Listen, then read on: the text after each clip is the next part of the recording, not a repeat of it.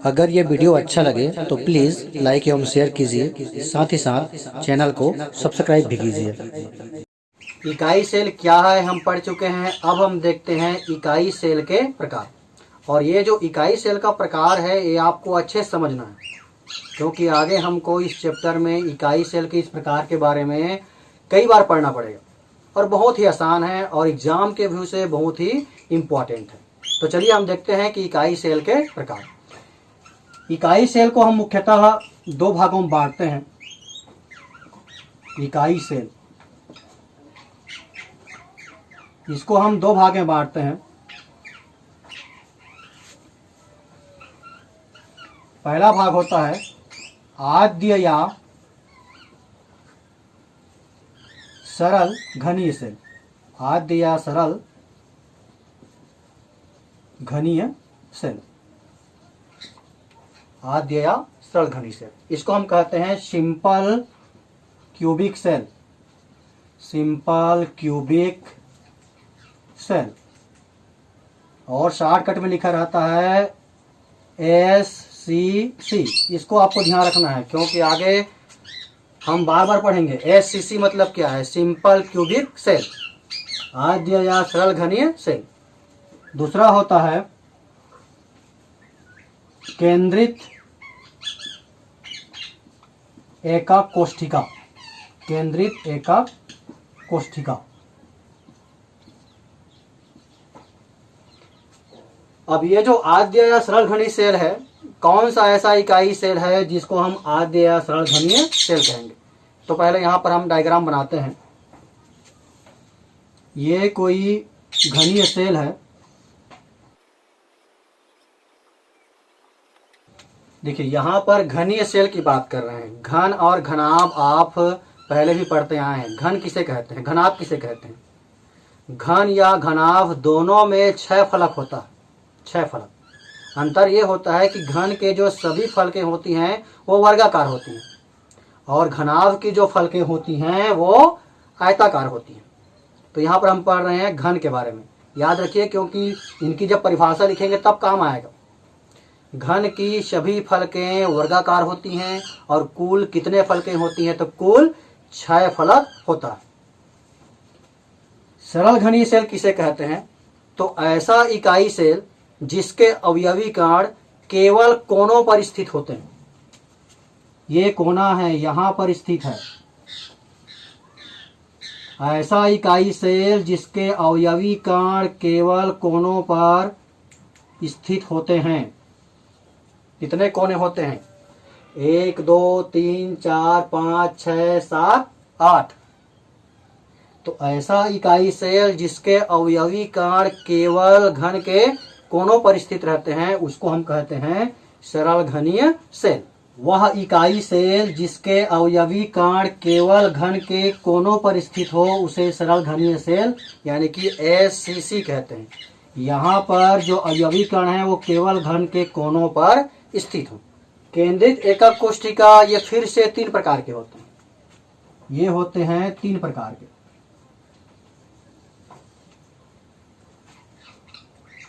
एक होता है फलक केंद्रित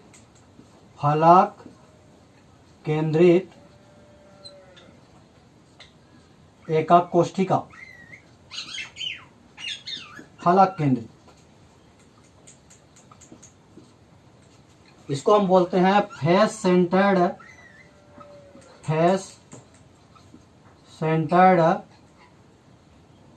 यूनिट सेल। फलक केंद्रित एकक कोशिका यानी कि फेस सेंटर्ड यूनिट सेल, या इसको हम शॉर्टकट में कहते हैं FCC, face centred unit cell. अब किसे हम कहेंगे फलक केंद्रित एकक कोशिका? ये कोई घनीय सेल है। ये घनीय सेल है और इसका जो अवयवी कोण है वो कोनों पर तो स्थित है ही। ये कोनों पर स्थित है ही।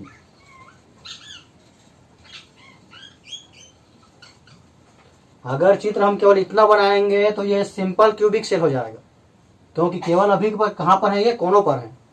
तो कोनों पर तो रहेंगे ही, साथ ही साथ सभी फलक पर भी होंगे और घन में कुल कितने फलक होते हैं? 6 फलक होते हैं।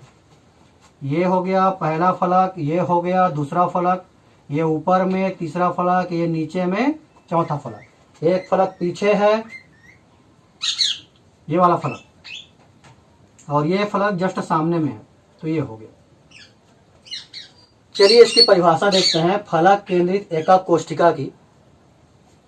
ऐसे इकाई सेल जिसमें अवयवी कण सभी कोनों के अतिरिक्त सभी फलकों पर भी स्थित होते हैं। सभी कोनों पर तो स्थित रहते हैं, उसके अतिरिक्त सभी फलकों पर स्थित होते हैं, तो उस प्रकार के एकक सेल को हम कहते हैं फलक केंद्रित एकक कोष्ठिका। दूसरा हम देखते हैं अंतः केंद्रित एकक कोष्ठिका।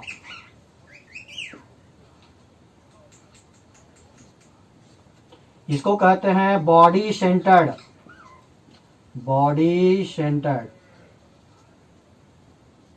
यूनिट सेल, या इसको हम शॉर्टकट में कहते हैं बीसीसी।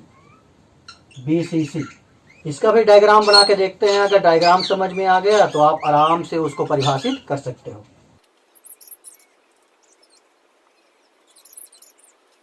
ये हो गया घन जिसमें 8 कोने होते हैं और 6 फलक होते हैं।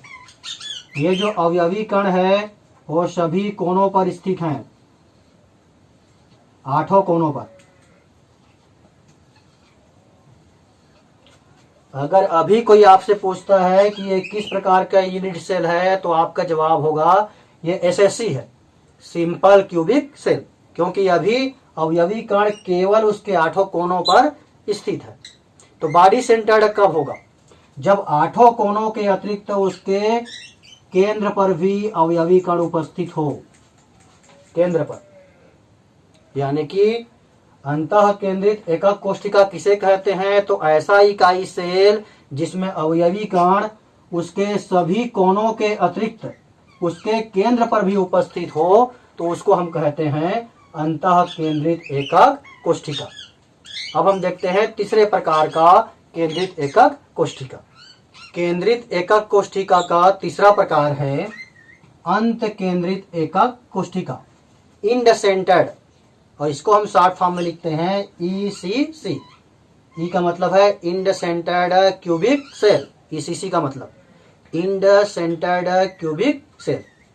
अब इसका भी हम पहले डायग्राम बना लेते हैं, फिर हम उसकी परिभाषा बनाएंगे।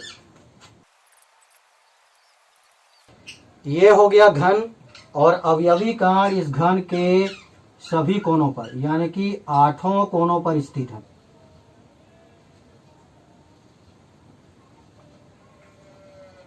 यानी कि एक बात तो निश्चित है कि चाहे इकाई सेल किसी भी प्रकार का हो, उसके जो अवयवी कण हैं वो 8 कोनों पर तो रहेंगे ही। केवल 8 कोनों पर रहेंगे तो क्या हो जाएगा? वो एससीसी हो जाएगा, सिंपल क्यूबिक सेल। अब हमको देखना है अंत केंद्रित एकक कोष्ठिका, ईसीसी किसे कहते हैं?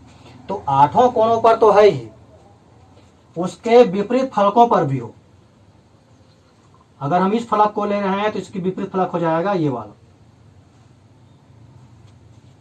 ऐसा बनाओगे तो भी ठीक है, या इसी को हम ऐसा ही। देखिए अंत केंद्रित एकक कोष्ठिका की परिभाषा क्या बन जाएगी? ऐसे इकाई सेल जिसमें अवयवी कण 8 कोनों के अतिरिक्त 2 विपरीत फलकों पर भी स्थित हों। इसका विपरीत फलक ये है, इसका विपरीत फलक ये है, तो अगर यहां पर रहेगा तो उसके विपरीत फलक पर भी होगा।